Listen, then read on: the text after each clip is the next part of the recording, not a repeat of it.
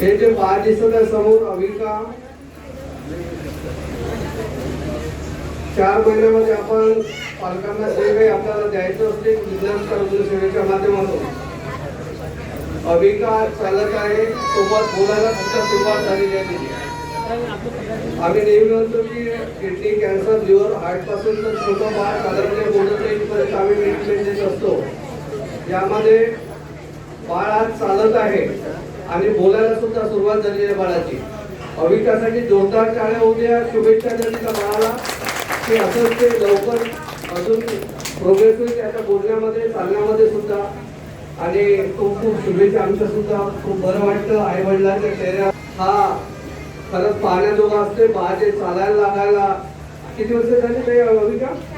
4 वर्षाची. 4 वर्ष लागले आई वडिलांना चालणं बोलणं बघायला. ती बाब विघ्नहर्ता रुग्ण सेवेच्या माध्यमातून लोकांना मिळत आहे, आई वडिलांना मिळत आहे, आजोबाला मिळत आहे. ही काही सोपी आणि सहज बाब नाही आहे. असा आयुर्वेदाचा जो रिझल्ट असतो, आयुर्वेदाची ताकद आहे, या माध्यमातून आपल्याला पाहायला मिळत असतो. आता बघितलं ॲम्ब्युलन्स मध्ये वर्षभरापासून पेशंट होता.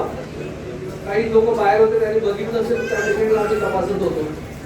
1 महिन्यामध्ये त्या पेशंटमध्ये एवढा बदलाव आला की वर्षभरापासून बेडमध्ये जो पेशंट होता काही हालचाल नव्हती शरीराची, आज पाय जवळ करतोय, सेन्सेशन जे नव्हतंच कमरेपासून खाली.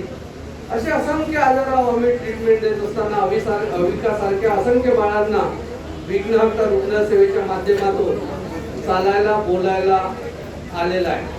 तेव्हा अविकासाठी खूप टाळ्या होऊ द्या. अविकाला खूप शुभेच्छा द्या.